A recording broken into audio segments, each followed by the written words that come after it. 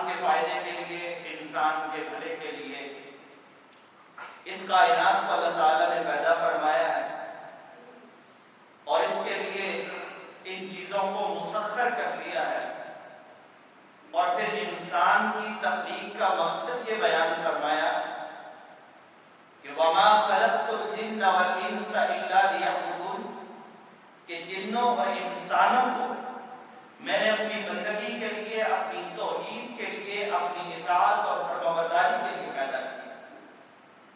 یہ کائنات انسان کے لیے بنائی اور انسان کو اپنی بندگی کے لیے اور اپنی عبادت کے لیے پیدا فرمایا اور اپنی توحید کے لیے پیدا فرمایا، اور پھر یہ بندگی اور اس عبادت کا اللہ رب العالمین نے اور اس توحید کا رب العزت نے عالم ارواح میں انسانوں سے وعدہ کیا، الست بربکم، کہ کیا میں تمہارا رب نہیں ہوں، تمہارا خالق، تمہارا مالک، تمہارا مدبر، تمہارے معاملات کو چلانے والا میں نہیں ہوں؟ سارے انسانوں کی روحوں نے اس بات کا اقرار کیا، قالوا بلا، کہ کیوں نہیں، تو ہمارا رب ہے۔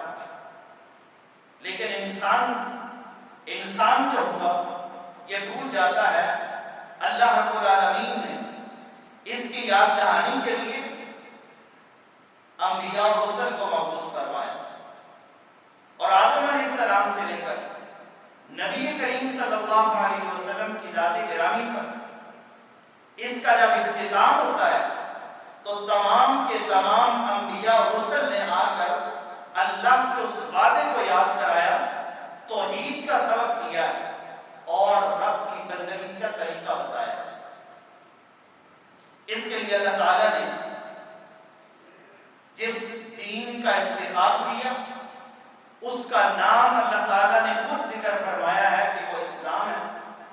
ان الدین عند اللہ الاسلام، لوگوں کے اپنے اپنے راستے ہیں، اپنے اپنے طریقے ہیں، اپنے اپنے منہج ہیں اور اپنے اپنے بنائے ہوئے ان کے طریقہ کار ہیں، لیکن ایک بندہ مومن، ایک مسلمان جو رب کی بندگی کرنا چاہتا ہے، جو رب کی عبادت کرنا چاہتا ہے، تو اس کے لیے ایک راستہ ہے، ایک طریقہ ہے، اور وہ دین اسلام کا دیا ہوا طریقہ ہے۔ ان الدین عند اللہ الاسلام، اگر کوئی طریقہ بندگی اللہ رب العالمین کے ہاں معتبر ہے، قابل قبول ہے، تو وہ صرف اور صرف اسلام ہے۔ یہ اسلام اللہ تعالیٰ نے اس کو نازل فرمایا اور نبی کریم صلی اللہ علیہ وسلم کو حکم دے دیا کہ پیغمبر صلی اللہ علیہ وسلم آپ اس اسلام کی، اس دین کی، شریعت کی، وحی کی، اس پیغام کی تبلیغ کر دیں۔ یا ایھا الرسول بلغ ما انزل الیک من ربک، اے رسول جو آپ کے اوپر نازل ہوتا ہے آپ کے رب کی جانب سے، آپ اس کی تبلیغ کریں، آپ اسے لوگوں تک پہنچائیں، انہیں سکھائیں، رب کا پیغام رب کے بندوں تک پہنچا دیں، اور نبی کریم صلی اللہ علیہ وسلم نے اس پیغام کو پہنچایا۔ 23 سال کی زندگی، نبوت کا عرصہ اللہ کے رسول صلی اللہ علیہ وسلم نے مکہ میں جتنا عرصہ گزارا اس میں بھی پہنچایا، اور جب مدینہ ہجرت کر کے گئے اور اسی تبلیغ کے نتیجے میں دین کو پہنچانے، اسلام کو پہنچانے کے نتیجے میں جو تکلیفیں اٹھانا پڑی، ہجرتیں کرنا پڑی، اللہ کے رسول نے وہ تکلیفیں بھی اٹھائی، ہجرت بھی کی اور اللہ کے دین کو اللہ کے بندوں تک پہنچایا۔ یہ نہیں دیکھا کہ کسی کو پسند آئے گا یا نہیں آئے گا، یہ نہیں دیکھا کہ فلاں بڑا چودھری ہے اور پتہ نہیں کیا سلوک کرے گا، یہ نہیں دیکھا کہ دن کا وقت ہے، ہو سکتا ہے نہ مانے رات کو بلا دوں گا، یہ نہیں دیکھا کہ رات ہے دن کے اجالے میں دعوت دے دوں گا۔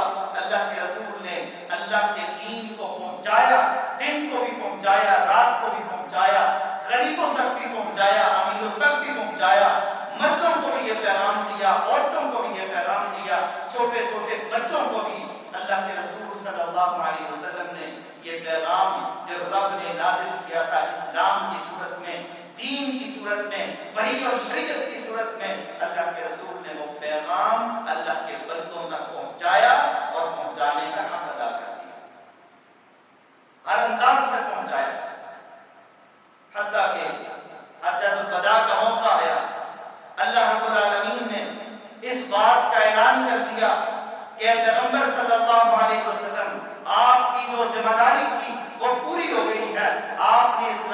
پہنچانا تھا پہنچا دیا ہے۔ الیوم اکملت لکم دینکم واتممت علیکم نعمتی ورضیت لکم الاسلام دینا۔ آج ہم نے اس دین کو، اس اسلام کو، اس شریعت کو، اس طریقہ بندگی کو مکمل کر دیا ہے جس کے نزول کا آغاز جناب آدم سے ہوا تھا، اور نبی کریم صلی اللہ علیہ وسلم کی ذات گرامی پر جس اسلام کی تکمیل ہوتی ہے، جس کا اختتام ہوتا ہے، اللہ کے رسول صلی اللہ علیہ وسلم کو اللہ تعالیٰ نے یہ پیغام دے دیا کہ ہم نے اپنے اسلام کو مکمل کر دیا ہے، اپنی نعمت کا آپ پہ اتمام کر دیا ہے، پورے کا پورا دین نازل ہو گیا ہے۔ اور پیغمبر صلی اللہ علیہ وسلم جو اس پورے دین کو پہنچانے والے، اس کی تبلیغ کرنے والے، چھوٹے بڑوں کو رب کا پیغام سنانے والے تھے، اللہ کے رسول نے صحابہ کرام جب لاکھوں کی تعداد میں جمع تھے اور ان کو گواہ بنا کے ان سے سوال کر کے کہا تھا، سوال کیا تھا، حل بلغ، لوگوں جو رب نے دین نازل کیا ہے، جو میری ذمہ داری تھی کہ میں نے اس کی تبلیغ کرنی ہے، بتاؤ تو صحیح میں نے وہ دین تم تک پہنچایا ہے یا نہیں پہنچایا؟ صحابہ نے ایک زبان کہا تھا، بلغت وعدیت یا رسول اللہ، اے اللہ کے رسول آپ نے اللہ کے دین کو صرف پہنچایا ہی نہیں ہے بلکہ پہنچانے کا حق ادا کر دیا ہے، آپ نے تبلیغ کر دی ہے جو رب نے آپ پہ نازل کیا تھا، وما ينطق عن الهوى ان هو الا وحی یوحی، جہاں آپ کی ایک بات رب کی وحی، رب کے پیغام پہ مبنی ہوتی تھی۔ اللہ کے رسول نے صحابہ سے پوچھا پہنچایا یا نہیں پہنچایا؟ صحابہ نے ایک زبان اس بات کی گواہی دی کہ اللہ کے رسول آپ نے حق رسالت کو ادا کر دیا۔ اس کے بعد اللہ کے رسول آسمان کی طرف نگاہ اٹھاتے ہیں، رب العالمین کو گواہ بنا کے کہتے ہیں اللہم اشہد، اللہم اشہد، تاکید کے ساتھ کہتے ہیں اللہ تو بھی گواہ بن جا۔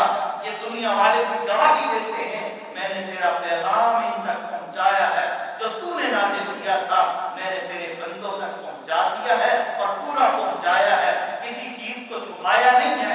دین کا کوئی ایک مسئلہ جو دین تھا، اللہ کے رسول نے ہر مسئلے کی وضاحت کی ہے، اور رسول اللہ صلی اللہ علیہ وسلم فرماتے ہیں ما من عمل يقرب من الجنہ ويباعد من النار الا وقد بين لكم، کہ جو بھی دین تھا، جو بھی شریعت تھی، جنت کے قریب کرنے والا ایک چھوٹے سے چھوٹا عمل بھی تھا، جہنم سے دور کرنے والا کوئی چھوٹا عمل بھی تھا، تو وہ تمہیں بتا دیا گیا ہے، واضح کر دیا گیا ہے۔ اب دین وہی ہے جو پیغمبر دے کے گئے ہیں، جو رب نے مکمل کیا ہے، جس کی تکمیل پیغمبر پہ ہوئی ہے۔ اس کے بعد اگر کوئی مسئلہ دین کے نام پہ لیا جاتا ہے، اسے ثواب سمجھا جاتا ہے، اسے رب کی شریعت تصور کیا جاتا ہے، اسے اسلام کے نام پہ پیش کیا جاتا ہے، اور اس کے انکار کرنے والے کو غلامت کیا جاتا ہے، تو وہ دین کا مسئلہ نہیں ہے، وہ شریعت کا مسئلہ نہیں ہے، بلکہ وہ کسی کی خواہش نفس ہے، اور وہ اپنے نفس کی تکمیل کو دین میں شامل کرنا چاہتا ہے۔ دین وہی ہے جو اللہ نے پورا آسمانوں سے نازل کیا ہے، دین وہی ہے جو پیغمبر پورے کا پورا پہنچا کے گئے ہیں، اور صرف پہنچا کے نہیں گئے، اللہ رب العالمین نے پھر اس دین کی حفاظت کیسے کی ہے؟ اللہ رب العالمین اس دین کو نازل کر کے فرماتے ہیں اِنَّا نَحْنُ نَزَّلْنَا الذِّكْرَ وَإِنَّا لَهُ لَحَافِظُونَ، کہ ہم نے ذکر کو، اس دین کو، اس شریعت کو، اس طریقہ بندگی کو نازل کیا ہے، وَإِنَّا لَهُ لَحَافِظُونَ، ہم اس کی حفاظت کرنے والے ہیں۔ اللہ رب العالمین نے جہاں دین اپنے پیغمبر پہ پورا نازل کیا اور پیغمبر نے پورا پہنچایا، اور اپنی امت کو ایک ایک مسئلہ بتا کے، سمجھا کے، پڑھا کے، سکھا کے گئے، اور پھر پیغمبر نے اس دین کو واضح کیا، اللہ رب العالمین نے اس دین کی حفاظت کی ذمہ داری لے لی کہ اب ہم نے قیامت تک اس دین کی حفاظت کرنی ہے، اور یہ حفاظت ہمارے ذمہ ہے۔ اور پھر رب نے آج میرے اور آپ تک وہ محفوظ دین پہنچایا ہے، قرآن کی صورت میں، نبی کریم صلی اللہ علیہ وسلم کے فرامین کی صورت میں، آج ایک ایک چیز میرے اور آپ کے پاس محفوظ ہے، اس کی حفاظت ہوئی ہے، اور اب بھی اگر ہم دین کے کسی مسئلے کو نہیں سمجھتے اور دین میں نئے نئے کام شامل کر کے ان کو دین سمجھتے ہیں تو ہماری اس پھر بدقسمتی کے کیا کریں گے؟ اللہ رب العالمین نے پورا دین نازل کیا، پیغمبر نے وہ پورا دین پہنچایا، اللہ نے اس پورے دین کی حفاظتیں کی، اور آج مجھے اور آپ کو اس بات کا حکم دیا ادخلوا فی السلم کافہ کہ اب تم نے اس پورے دین میں داخل ہونا ہے جو میرا نازل کرتا ہے، میرے پیغمبر کا پہنچایا ہوا ہے، جس کی حفاظتیں میں نے کی ہیں۔ اب تم نے کرنا کیا اس دین کے ساتھ، اور ہم کرتے کیا ہیں؟ اللہ نے یہ دین بھیج کے اس کی حفاظتیں کر کے اپنے پیغمبر کی قربانیاں دے دے کے اللہ رب العالمین نے یہ دین مجھے اور آپ کو دیا ہے تاکہ ہم اس دین کے ساتھ کیا کریں؟ ہم اس میں داخل ہوں، ہم پورے کے پورے دین کو لیں، لیکن ہم صرف اپنا نام امام دین محمد دین فلاں رکھ کے سمجھتے ہیں کہ ہم دیندار ہو گئے۔ یہ دین نہیں ہے۔ دین جو رب نے نازل کیا ہے، اب اس دین کو اپنانے کی، اس کو اپنی زندگیوں میں نافذ کرنے کی ضرورت ہے۔ آئیے ذرا ہم دیکھیں اپنے آپ کو کہ ہمارے اندر کتنا دین ہے۔ دین تین چیزوں پر مشتمل ہے، ایک عقیدہ ہے، دوسرا عمل ہے، اور تیسرا اخلاق ہے۔ آج اگر تینوں چیزوں میں سے کسی ایک چیز میں بھی ہم پورے ہوتے تو پھر بھی کوئی ہم سمجھتے کہ شاید ہم بھی دین کے کسی مسئلے کو لے رہے ہیں۔ نہ ہمارا عقیدہ اس دین کے مطابق ہے جو رب نے نازل کیا، جو پیغمبر نے پہنچایا، جس کے لیے پیغمبر نے قربانیاں دی، ہجرتیں کی، دندان شہید کروائے، جس کی وجہ سے پیغمبر کو پتھر مارے گئے، پیغمبر کے جسم سے خون مبارک نکلا۔ آج تو ہم اس عقیدے کو نہ لے رہے ہیں، نہ آپ اس عمل کو لینے کے لیے تیار ہیں، نہ آپ کا اخلاق کو اپنانا ہم اس کی نہ کوشش کر رہے ہیں، اور پھر بھی ہم ہیں بڑے دیندار ہیں، دین کے ٹھیکیدار ہیں۔ ہر بندہ اپنے آپ کو دین کا سب سے بڑا ٹھیکیدار سمجھتا ہے، لیکن حقیقت یہ ہے کہ ہمیں دین کے نام کے علاوہ اور کچھ نہیں آتا۔ یہ ہمارا المیہ ہے، اور جیسے تھوڑا سا دین کی سمجھ آ جائے، دین پہ عمل کرنے لگ جائے، اسے لگتا ہے کہ باقی ساری دنیا بے دین ہے، جہنم میں جانے والی ہے، بس جنت کا ٹھیکیدار میں بن گیا۔ پہلے تو ہمیں دین کی سمجھ نہیں ہوتی کہ دین کی حیثیت کیا ہے، یہ رب کا نازل کرتا ہے، اس کے لیے پیغمبر نے اتنی قربانیاں کی ہیں، اس کے لیے صحابہ کرام نے اتنی قربانیاں کی ہیں، لیکن ہمیں اس کی پرواہ نہیں ہے۔ اور اگر تھوڑی سی سمجھ آ جائے دین کی، دو چار مسائل پہ عمل کر لیں، تو ہمیں لگتا ہے کہ سارا دین میرے پاس ہے، اب دین کا کوئی مسئلہ بھی کسی نے پوچھنا ہے تو میرے سے آگے پوچھے، میرے سے بڑا دیندار کوئی نہیں۔ حالانکہ ہمیں دین کے بیشتر مسائل کا پتہ نہیں ہے، اور تعجب ہوتا ہے اس وقت جب کسی کو دین کی کوئی بات بتائی جاتی ہے نا، کہتا ہے یہ تو ساری زندگی کبھی یہ بات سنی نہیں، میں نے تو اپنی ساری زندگی میں آج تک یہ مسئلہ نہیں سنا۔ ایسے لگتا ہے جیسے دین کے باقی سارے مسئلے مجھے آتے ہیں، بس یہ صرف ایک مسئلہ ہے جو کسی نے نیا پیش کر دیا، مجھے پتہ نہیں تھا، باقی سارا دین مجھے پتہ ہے۔ حالانکہ دین کے ہمیں شاید 10ویں حصے کا، 10واں حصہ تو بہت زیادہ ہے، اس سے بھی کم آپ جہاں تک پہنچ سکتے ہیں، کہہ سکتے ہیں کہ ہمیں دین کا کوئی پتہ نہیں ہے، لیکن پھر بھی ہمیں لگتا ایسے ہے کہ سب سے بڑے دین کے ٹھیکیدار، دین کے مفتی اور دین پر عمل کرنے والے ہم ہیں۔ صحابہ کرام کا تو یہ طرز عمل نہیں تھا، وہ تو عمل کرنے والے تھے، وہ تو اللہ کے رسول سے عقیدہ لیتے تھے، آپ سے عمل لیتے تھے، اس کے مطابق عمل پیرا ہو جاتے تھے، آپ صلی اللہ علیہ وسلم سے اخلاق لیتے تھے، کردار لیتے تھے۔ ہم کتنا لیتے ہیں؟ آئیے ذرا دیکھتے ہیں نا، جس دین کے لیے پیغمبر نے قربانیاں دی تھی کہ اللہ رب العالمین کے علاوہ کوئی الہ نہیں ہے، کوئی معبود نہیں ہے، میرے اوپر جب تکلیف آتی ہے، مصیبت آتی ہے، جب کوئی دکھ پہنچتا ہے تو میں کس کس در پہ نہیں جاتا اور کہاں کہاں جا کے اس کا علاج اور اس کی شفا طلب نہیں کرتا۔ وَإِذَا مَرِضْتُ فَهُوَ يَشْفِينِ، جناب ابراہیم کا یہ جملہ اللہ رب العالمین کو اتنا پسند آیا کہ قرآن بنا کے نازل کر دیا کہ ابراہیم علیہ السلام نے اس بات کا اعلان کیا تھا کہ جب میں بیمار ہوتا ہوں، جب مجھے کوئی بیماری چھوٹی ہے، میرا رب مجھے شفا دیتا ہے، اور رب شفا دینے والا ہے۔ آج میں اور آپ شفا طلب کرنے کے لیے کہاں کہاں نہیں جاتے، اور ابھی بھی اگر دیکھا جائے نا تو جو دین دیندار لوگ ہیں ان کے بازو دیکھ لیں، ان کے گلے دیکھ لیں، کسی نے کیا تعویذ ڈالا ہوگا، کیا کسی نے کیا دھاگا ڈالا ہوگا، کسی نے کچھ ڈالا ہوا ہے۔ اللہ کے رسول کہتے ہیں من علق تمیمۃ فقد اشرک، جو بندہ تعویذ دھاگے لٹکاتا ہے اور یہ سمجھتا ہے کہ اس سے مجھے شفا ملتی ہے، اللہ کے پیغمبر کہتے ہیں فقد اشرک، وہ رب کے ساتھ شرک کر رہا ہے۔ اور اللہ کے رسول نے ایک شخص کو دیکھا، اس نے اپنے بازو پہ دھاگا باندھا ہوا ہے۔ اللہ کے رسول نے پوچھا کیا ہے؟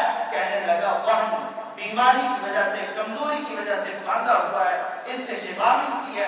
اللہ کے رسول نے کہا ما یزیدک الا وہنا، یہ تو تیری بیماری میں اضافہ کر سکتا ہے، تیرے عقیدے کو کمزور کرے گا، بیماری اور بڑھ جائے گی، یہ تجھے شفا نہیں دے سکتا۔ اور اگر اسی حال میں داخل ہو گیا تو محمد کے دین پر تو نہیں ہے۔ لیکن ہم کیا نہیں کرتے؟ یہ تو عقیدے کی ایک جھلک ہے نا، صرف عمل کے میدان میں آ جائیں۔ میرے اور آپ کے پیغمبر جو معصوم ہیں لیکن عمل کتنا کرتے ہیں، راتوں کو اتنا قیام کرتے ہیں کہ اللہ رب العالمین خود فرماتے ہیں کہ اے پیغمبر رات کا کچھ حصہ یا آدھی رات قیام کر لیا کریں، پوری رات قیام کرنے کے لیے نہ چاہتے ہیں۔ اتنی عبادتیں، اتنی بندگی، اللہ کے رسول راتوں کو قیام کرتے ہیں۔ سیدہ فرماتی ہیں رضی اللہ تعالی عنہ، اللہ کے رسول آپ معصوم ہیں، آپ کو اتنی عبادتوں کی ضرورت نہیں ہے، آپ اتنی عبادتیں کرتے ہیں کہ آپ کے پاؤں مبارک سوجے ہوئے ہیں، ورم پڑ گیا ہے۔ اللہ کے رسول فرماتے ہیں افلا اکون عبدا شکورا، کہ اللہ کے اتنے احسانات ہیں تو کیا میں اللہ کا شکر گزار بندہ نہ بنوں؟ اللہ نے اگر مجھے اتنا نوازا ہے، اتنی نعمتیں میرے اوپر اللہ تعالیٰ کی ہیں، تو کیا میں اللہ کا شکر گزار بندہ نہ بنوں؟ سجدہ کرتے ہیں تو صحابہ کہتے ہیں اللہ کے رسول کا سجدہ اتنا طویل ہوتا، ہمیں لگتا کہ اللہ کے رسول سجدے سے ساری نہ اٹھائیں۔ نماز پڑھتے ہیں تو صحابی کہتے ہیں میں نے اللہ کے رسول کو دیکھا نماز پڑھتے ہوئے، وفی صدری عزیز کا عزیز المرجل من البکا، اللہ کے رسول کے سینے سے آوازیں آ رہی ہیں جیسے ہنڈیا کے اندر کوئی چیز پکتی ہے، کھولتی ہے، ابلتی ہے، اس میں آواز پیدا ہوتی ہے۔ اللہ کے رسول نماز پڑھتے، آپ کے سینے سے رونے کی وجہ سے آوازیں آتی۔ یہ اللہ کے رسول کے سجدے ہیں، یہ اللہ کے رسول کی نمازیں ہیں، یہ اللہ کے رسول کی بندگی ہے۔ اور ہم کتنی عبادتیں کرتے ہیں اور ہم سمجھ رہے ہوتے ہیں کہ جنت تو ہماری کو، دین میں عمل کو دیکھتے ہیں، عمل سے کیا ہماری ہے، بولے اخلاق اور کردار کو دیکھتے ہیں۔ دین تین چیزوں کا نام ہے، عقیدہ ہے، عمل ہے اور اخلاق ہے، کردار ہے، انسان کے معاملات ہیں۔ یہ معاملات ہمارے کیسے ہیں؟ ہم تذکرہ تو بڑا کرتے ہیں کہ اللہ کے رسول صلی اللہ علیہ وسلم کا اخلاق کان خلقہ القرآن، میرے پیغمبر کا اخلاق وہ ہے جو قرآن کی عملی تصویر ہے۔ قرآن بول کے بتاتا نہیں ہے، اس کو پڑھ کے ہم سیکھتے ہیں۔ پیغمبر کی زندگی کو دیکھ کے صحابہ سیکھتے تھے، آپ کے اخلاق کو، آپ کے کردار کو۔ اللہ کے رسول صلی اللہ علیہ وسلم کے اخلاق کو، آپ کے گھر کی گواہی یہ کہتی ہے کہ آپ کا اخلاق تو قرآن کا عملی نمونہ تھا۔ آج میں بھی آپ کو امتی ہوں، میرا اخلاق کیسا ہے؟ میں زبان سے بولتا ہوں تو کیا بولتا ہوں؟ میں دل میں کسی کے بارے میں جذبات رکھتا ہوں تو کیا جذبات رکھتا ہوں؟ میرے ساتھ اگر کوئی اچھا سلوک کرتا ہے تو میں اسے کیا بدلہ دیتا ہوں؟ میرے ساتھ اگر کوئی برا سلوک کرتا ہے تو میں اس کو کیا بدلہ دیتا ہوں؟ ثمامہ بن اسال رضی اللہ تعالی عنہ کا واقعہ کبھی اپنے سامنے رکھا کریں۔ میدانی جنگ میں پکڑے گئے ہیں، مسجد نبی کے ستون کے ساتھ بندھے ہوئے، اللہ کے رسول آ کے پوچھتے ہیں ثمامہ بتاؤ کیسے ہو؟ جواب بڑے اکھڑے ہوئے مزاج سے اور کائنات کے امام کے سامنے گستاخانہ لہجے سے بات کرتے ہوئے جواب یہ دیتا ہے کہ مجھے قید کر کے، مجھے باندھ کے پوچھتے ہو کہ کیسا ہوں؟ اگر قتل کرو گے، ان تقتل ذا دم، خون کا بدلہ لینے والے موجود ہیں، اور اگر چھوڑ دو گے تو احسان اپنے سر پہ نہیں لوں گا، بدلہ دے دوں گا۔ ایک دن پوچھا، دوسرے دن پوچھا، یہی جواب ہے۔ تیسرے دن اللہ کے رسول نے کہا ثمامہ کو چھوڑ دو، اس کی رسیاں کھول دو۔ ثمامہ بن اسال مسجد سے نکلتے ہیں اور جا کے واپس پلٹ آتے ہیں۔ کے ہوئے نہیں ہو، جا چکے ہو، ہم نے آزاد کر دیا تمہیں، واپس کیوں آئے ہو؟ کہا آزاد کیا ہے لیکن اپنا غلام بنا لیا۔ یہ غلامی کیسے ملی؟ یہ غلام کیسے بنے تھے؟ یہ اللہ کے رسول کے لب و لہجے اور آپ کے حسن اخلاق کا نتیجہ تھا کہ اللہ کے رسول صلی اللہ علیہ وسلم کے سامنے بدتمیزی بھی کرتے ہیں، آواز کی اور الفاظ کی کرفتگی بھی ہے، سختی بھی ہے، لیکن اللہ کے رسول طاقت ہونے کے باوجود، قوت ہونے کے باوجود ایک قیدی کو معاف کر دیتے ہیں، اور قیدی بھی وہ ہے جو اپنے ملک کا بادشاہ ہے، بڑا ہے، اپنے قبیلے کا سردار ہے۔ اللہ کے رسول جب معاف کر دیتے ہیں تو واپس پلٹ کے ہمیشہ کے لیے آپ کا غلام بن جاتا ہے۔ اور اسی کا تذکرہ قرآن کرتا ہے، فَبِمَا رَحْمَةٍ مِّنَ اللَّهِ لِنْتَ لَهُمْ وَلَوْ كُنْتَ فَظًّا غَلِيظَ الْقَلْبِ لَانفَضُّوا مِنْ حَوْلِكَ۔ کہ پیغمبر صلی اللہ علیہ وسلم اگر آپ اللہ کی رحمت، اللہ کے احسان کے ساتھ نرم نہ ہوتے نا، تو یہ جو صحابہ آپ کے گرد جمع ہیں، آپ کے اشارے پہ اپنی جانیں قربان کرنے کو تیار ہیں، یہ ایسے آپ کے پاس جمع نہ ہوتے، یہ چلے جاتے، یہ بگڑ جاتے۔ آج میرا اخلاق کیا ہے، میرا کردار کیا ہے، میں اپنی زبان کیسے استعمال کرتا ہوں، میں دل میں کسی کے بارے میں کیا سوچتا ہوں، میرے ساتھ کوئی اچھا سلوک کرتا ہے تو میں اسے بدلہ کیسا دیتا ہوں، میرے ساتھ کوئی برا سلوک کرتا ہے میں اسے بدلہ کیسے دیتا ہوں، اور میرے پیغمبر یہ سارے کام کیسے کرتے ہیں۔ تو اس دین کے لیے اللہ کے رسول نے جہاں قربانیاں دی ہیں، مجھ تک اور آپ تک پہنچایا ہے، یہ دین وہی ہے جو قرآن میں موجود ہے، جو پیغمبر کے فرامین میں، آپ کے عمل میں، آپ کے کردار میں موجود ہے۔ جو کام آپ نے نہیں کیا، آپ نے نہیں سکھایا، آپ نے صحابہ کرام کو نہیں دیا، وہ دین نہیں ہے۔ اس اسلام کے گھر میں ہمیں داخل ہونے کا حکم ہے، لیکن باہر سے کوئی چیز لا نہیں سکتے کہ ہم اپنی مرضی سے جس چیز کو چاہیں، ہمارا من چاہے تو ہم اسے دین بنا لیں، اسے ثواب کا کام سمجھ لیں، اسے اجر کا باعث سمجھ لیں۔ نہیں، دین وہی ہے جو پیغمبر نے دیا ہے، جو رب نے نازل کیا ہے، جس کی رب نے حفاظتیں کی ہیں، اور جو صحابہ کو اللہ کے رسول دے کے گئے اور وہ ہم تک پہنچا کے گئے، اور رب نے جس کی حفاظتیں کی، وہ دین ہے۔ میرے اور آپ کے بنائے ہوئے کام وہ دین نہیں ہے، وہ شریعت نہیں ہے۔ بھلے ہم انہیں بڑی اچھی نیت سے کرتے ہوں گے، ہم بڑا اخلاص رکھتے ہوں گے اس کے بارے میں۔ چھوٹی سی مثال کے ساتھ بات کو سمجھ لیجئے کہ میں اور آپ ابھی جمعے کی نماز پڑھیں گے، فرض رکعات 2 ہیں، 2 ہی پڑھتے ہیں نا۔ اگر کوئی اٹھے اور یہ فتویٰ دے کہ اللہ کے رسول نے 2 رکعات پڑھی ہیں، چونکہ آپ نیک تھے، آپ متقی تھے، آپ کو نمازیں پڑھنے کی ضرورت نہیں تھی، اللہ کے حکم پہ پڑھ لیتے تھے، تو 2 ہی ان کے لیے کافی تھی۔ میرے تو گناہ ہی بہت ہیں، میں تو گناہ ہی بہت کرتا ہوں، خطائیں بہت ہیں، میرے گناہوں کی معافی کے لیے 2 رکعت کافی نہیں، میں تو 10 پڑھوں گا، یا 2 سے 3 کر لیتا ہے۔ وہ جو تیسری رکعت پڑھے گا نا، اس میں کسی کو گالیاں نہیں دے گا، قرآن پڑھے گا۔ ہمارے بھائی بھی یہ کہتے ہیں کہ ہم کون سا کوئی گناہ کا کام کر رہے ہیں، ہم اس میں قرآن ہی تو پڑھتے ہیں، ہم ختم قرآن کے نام پہ قرآن پڑھیں گے، پیغمبر پہ درود پڑھیں گے، پیغمبر کا تذکرہ کریں گے، اللہ کا ذکر کریں گے، اس میں گناہ کیا ہے؟ اللہ کے بندے اس بات کو سمجھ لے کہ تو نماز پڑھنے لگا ہے، 2 رکعات کا تجھے حکم ہے، پیغمبر 2 دے کے گئے ہیں، تو تیسری رکعت پڑھے گا۔ تیسری رکعت میں کیا پڑھنا ہے؟ تو نے قرآن کو پڑھنا ہے، تو نے سجدہ کر کے اس میں سبحان ربی الاعلیٰ، اس بلند رب کی تعریف جو کرنی ہے، تو نے اس میں رکوع کر کے اپنے رب کی پاکی کو بیان کرنی ہے، سبحان ربی العظیم، اپنے رب عظیم کی عظمت کو تو بیان کرنا ہے، تو نے تشہد میں بیٹھنا ہے، تشہد کے الفاظ کو پڑھنے ہیں۔ بھلا اس میں کوئی گناہ کا کام ہے؟ کسی کو گالیاں دی اس میں؟ تیسری رکعت پڑھنے والا کیا کسی کو گالی دیتا ہے؟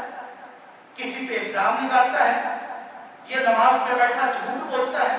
کوئی گناہ کا کام نہیں کر رہا، لیکن کوئی دنیا کا مفتی یہ فتویٰ نہیں دے گا آپ کو کہ اس کی نماز ٹھیک ہے۔ ہر کوئی یہی کہے گا کہ اس کو نماز نہیں ہے۔ مفتی صاحب حرج کیا ہے، ٹھیک کیوں نہیں ہے؟ اس نے تیسری رکعت میں کون سا گناہ کیا ہے؟ قرآن پڑھا ہے، سجدہ کیا ہے، رکوع کیا ہے۔ آپ ہی تو کہتے ہیں قرآن کی ایک ایک آیت پڑھنے پہ، ایک ایک حرف پہ 10 نیکیاں ملتی ہیں۔ ایک سجدہ رب کو اتنا پسند ہے کہ انسان سجدے کی حالت میں سب سے زیادہ اپنے رب کے قریب ہوتا ہے۔ اس نے 2 رکعات کی بجائے 3 پڑھ لی ہیں، جان بوجھ کے پڑھی ہیں۔ دلیل یہ دیتا ہے کہ 3 پڑھنے کی ممانعت کہاں ہے، 3 پڑھنے میں حرج کیا ہے، 3 پڑھنے سے پیغمبر نے روکا کہاں ہے؟ کہیں نہیں روکا، حرج بھی کوئی نظر نہیں آتا اس کو۔ اور دلیل یہ دے رہا ہے کہ پیغمبر نے 2 پڑھی ہیں، ٹھیک ہے، پیغمبر نے نماز پڑھنے کا حکم دیا ہے نا، تو میں بھی تو نماز ہی پڑھ رہا ہوں، 2 کی بجائے 3 پڑھ رہا ہوں۔ جہاں 4 پڑھنی تھی وہاں 6 پڑھ رہا ہوں، جہاں 3 پڑھنی تھی وہاں 5 پڑھ رہا ہوں۔ یہ نمازوں میں اضافے کرتا رہے تو کیا خیال ہے آپ اس کو دین کہیں گے؟ یا تو کہہ دیں دین کہ یہ بھی دین ہے، لے آئیں فتویٰ کسی سے۔ جب یہ دین نہیں ہے تو یہ بات سمجھ لیں کہ جو کام پیغمبر نے نہیں دیا اور جو پیغمبر نے نہیں سکھایا، وہ بھلے رب کے نام کا کیوں نہ ہو، وہ پیغمبر کے نام کا کیوں نہ ہو، وہ کام کرنا ثواب نہیں ہے، وہ اجر نہیں ہے۔ اجر نہیں ہے تو کیا گناہ بھی نہیں ہے؟ صرف یہ نہیں ہے کہ اس پہ اجر نہیں ملتا، بلکہ اس کے گناہ ہوتا ہے۔ اس پہ کیا ہوتا ہے؟ گناہ ہوتا ہے۔ کیوں ہوتا ہے؟ کہ پیغمبر نے پورا دین دیا ہے اور یہ دین میں اضافے کرنے والا، اپنی طرف سے کسی چیز کو دین سمجھنے والا، یہ پیغمبر کے دیے ہوئے دین پہ راضی نہیں ہے، بلکہ دین میں اضافے کر کے سمجھتا ہے کہ یہ دین کا کام پیغمبر نے نہیں دیا، یہ بھی دین تھا، تو یہ پیغمبر کو خائن سمجھ رہا ہے، کیونکہ رب نے تو پورا دین نازل کیا ہے اور یہ پیغمبر نے سکھایا نہیں ہے، تو پھر کہاں سے آیا؟ تو اس نے پیغمبر کو خائن سمجھا۔ اور پیغمبر اس شخص کے بارے میں کہتے ہیں من عمل عملا لیس علیہ امرنا فہو رد، جس نے کوئی ایسا کام کیا، جس نے کوئی ایسا کام کیا جو ہم نے نہیں سکھایا۔ پیغمبر کہتے ہیں جو ہم نے کام نہیں کیا، دین کے نام پہ کوئی ایسا کام کر لیا تو وہ کام مردود ہے، اللہ کے ہاں وہ کام قبول نہیں ہے، اس پہ اجر نہیں ملتا بلکہ اس پہ گناہ ہوتا ہے، کیونکہ اس کام کو بدعت کہا جاتا ہے۔ اور بدعت کے حوالے سے اللہ کے رسول کہتے ہیں کل بدعت ضلالہ وکل ضلالۃ فی النار، کہ لوگوں ہر بدعت گمراہی ہے اور ہر گمراہی جہنم میں لے کے جانے والی ہے۔ بدعت کہاں لے کے جانے والی ہے؟ جہنم میں لے کے جانے والی ہے۔ اس لیے دین وہ ہے جو پیغمبر دے کے گئے ہیں، جس کام کے کرنے کی دلیل پیغمبر سے نہیں ملتی، وہ کام ثواب سمجھ کے، دین سمجھ کے، اجر سمجھ کے نہیں کر سکتے۔ دنیا کا معاملہ ہے، آپ جتنی ترقی کرتے ہیں دنیا کے معاملے میں اللہ نے یہ پابندی لگائی نہیں ہے کہ ہم نے دنیا مکمل کر دی، بلکہ کہا دین مکمل کر دیا۔ اور جہاں دنیا کی بات آئی، اللہ نے صحابہ کے دور میں بھی کہا تھا وَيَخْلُقُ مَا لَا تَعْلَمُونَ، اللہ دنیا میں تمہیں وہ دے گا جو تم جانتے ہی نہیں، تمہارے لیے وہ نعمتیں پیدا فرمائے گا جو تم نہیں جانتے۔ آج ہمارے پاس بڑی نعمتیں ہیں، لیکن ہمارے بعد جو نسلیں آئیں گی ان کے پاس اس سے بھی زیادہ نعمتیں ہوں گی۔ تو دین اور دنیا کا مقابلہ نہیں ہے، دین کو رب نے آسمانوں سے نازل کیا ہے، پورا کیا ہے، پیغمبر کے ذریعے سے بھیجا ہے، اور دنیا کو رب نے پورا نہیں کیا، دنیا کی تکمیل نہیں ہوئی۔ دنیا میں اللہ تعالیٰ اپنے بندوں کو نعمتیں دیتے رہتے ہیں، اللہ نعمتوں میں اضافہ کرتے رہتے ہیں۔ اس لیے یہ دلیل دینا کہ پنکھا بھی تو پیغمبر کے زمانے میں نہیں تھا، لائٹ بھی تو پیغمبر کے زمانے میں نہیں تھی، فلاں چیز بھی تو گاڑی بھی تو پیغمبر کے زمانے میں نہیں تھی، ہاں نہیں تھی، اور ہم اسے دین سمجھ کے نہیں دے رہے۔ دین سمجھیں گے کسی چیز کو تو پیغمبر سے اس چیز کو ثابت کرنا پڑے گا۔ دنیا اس میں جتنی مرضی ترقی ہو جائے، جتنے مرضی اضافے ہو جائے، اس کے کمانے سے کوئی اجر نہیں ملتا، اس سے کوئی ثواب نہیں ملتا، اور اس کو ثواب سمجھ کے نہیں کیا جاتا۔ جو کام ثواب سمجھ کے کیا جائے گا وہ دین ہوگا، اور دین وہی ہوگا جو رب نے نازل کیا ہے، جس کو رب نے مکمل کیا ہے، پیغمبر نے پورا پہنچایا ہے، رب نے حفاظتیں کی ہیں، اور آج وہ قرآن کے اندر موجود ہے، یہ پیغمبر کے فرمان کے اندر موجود ہے۔ اگر کوئی چیز رب کے قرآن میں نہیں ہے، پیغمبر کے فرمان میں نہیں ہے، پیغمبر نے نہیں کیا، صحابہ نے نہیں کیا کام، ائمہ دین دے کے نہیں گئے، تو پھر وہ نام پہ کرنا یہ ثواب نہیں ہے بلکہ گناہ ہے، یہ اجر کا باعث نہیں ہے بلکہ یہ گمراہی ہے۔ اور میرے اور آپ کے لیے اللہ نے جو اسوہ، جو قدوہ، جو نمونہ بنایا ہے وہ پیغمبر کی ذات ہے۔